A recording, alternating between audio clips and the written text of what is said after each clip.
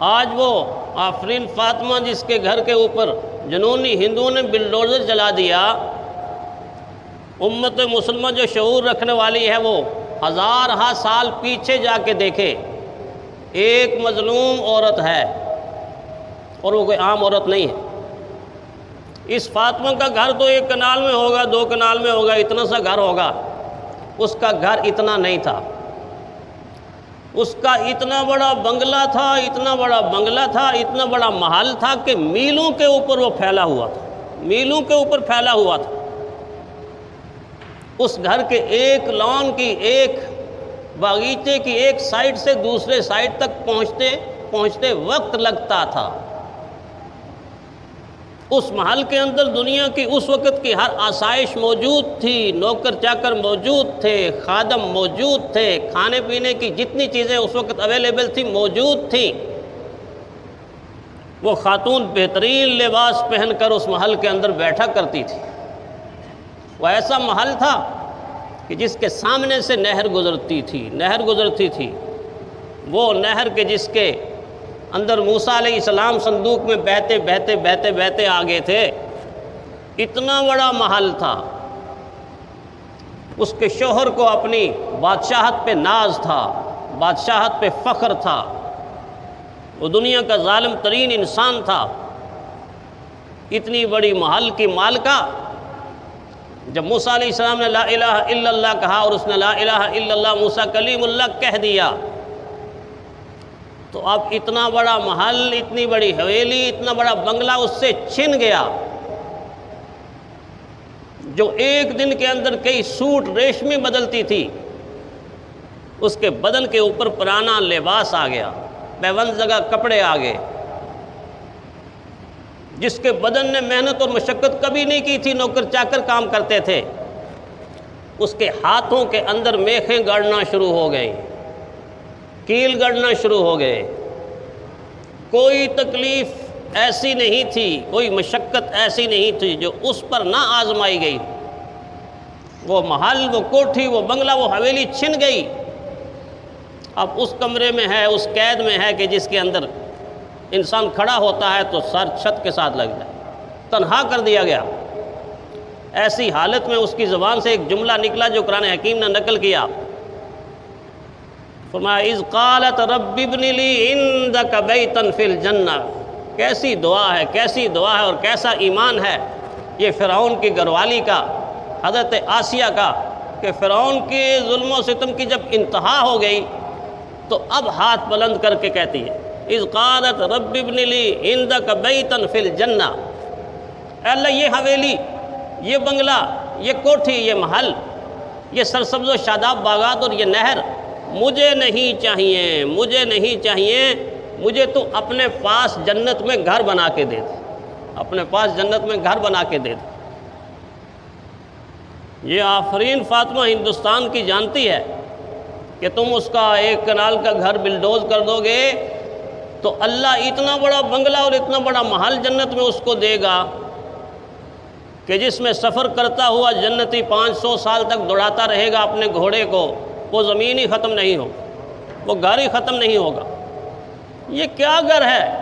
یہ دنیا کا گھر جس میں جالے لگتے ہیں، جس میں مٹی آ جاتی ہے، جو بوسیدہ ہوتا ہے، جو 100 سال 150 سال کے بعد خود ہی گر جاتا ہے، اس کی اینٹیں ٹکڑے ٹکڑے ہو جاتی ہیں۔ اس فاطمہ کے پاس وہ گھر ہوگا جس کی آن ہوگی، جس کی شان ہوگی، جو نیا ہوگا، جو کبھی بوسیدہ نہیں ہوگا، جس میں کبھی میل کچیل نہیں ہوگی، جالے نہیں ہوں گے، اللہ اس کو وہ گھر عطا کرے گا۔ تم تو جنونی ہو، تمہاری نظریں تو ان گھروں کے اوپر ہیں، مسلمان کی نظریں تو بہت دور تک ہیں۔ ایسا گھر اللہ اس کو عطا کریں گے، ایسا گھر اللہ اس کو عطا کریں گے۔ جو اسلام کی بیٹیاں آج نہیں، آج سے پہلے بھی ایسے ہی ظلم و ستم سے دوچار ہوتی رہیں۔ حضرت سمیہ رضی اللہ تعالی عنہ پر کیا بیتی،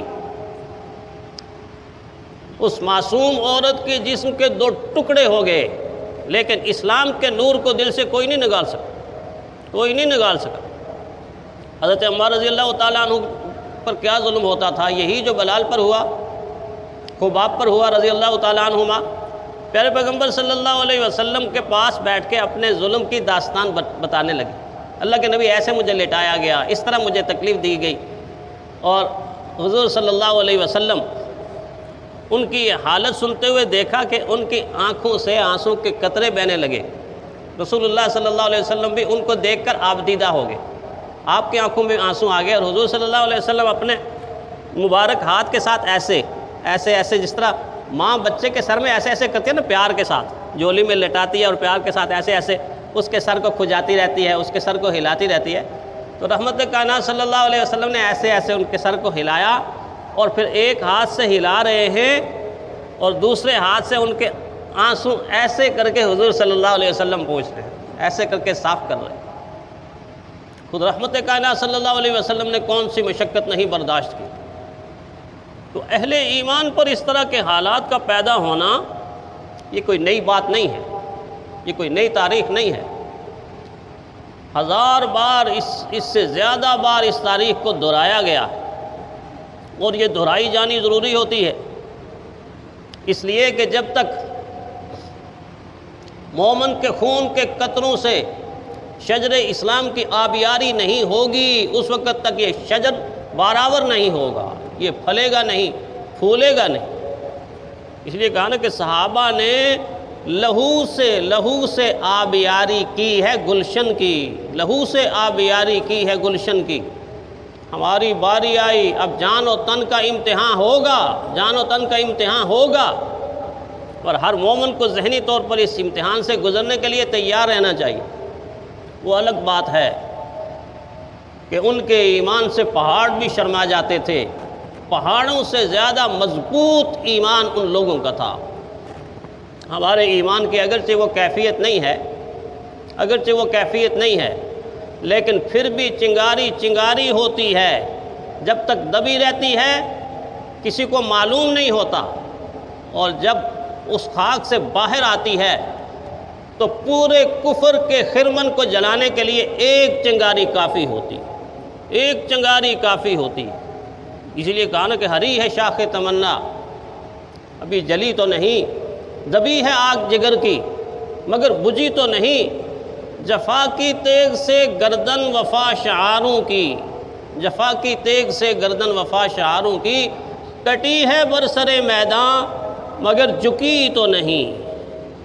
بتوں کے سامنے جھکنے والا کیا سمجھتا ہے کہ مومن کی گردن اللہ کی ذات کے سوا کسی کے دروازے پر جھک جائے گی؟ یہ خام خیالی ہے، یہ خوش فہمی ہے. مومن کا سر ایک در پر صرف جھکتا ہے، اس کے سوا نہ کہیں جھکتا ہے، نہ کہیں بکتا ہے، نہ کہیں دبتا ہے. اس لیے کہ اس کے دل کے اندر لا الہ الا اللہ محمد الرسول اللہ کی طاقت ہوتی ہے. اللہ تعالی ہمارے ایمانوں کو مضبوط فرمائے اور ہمیں اپنے دین کے لیے قبول فرمائے.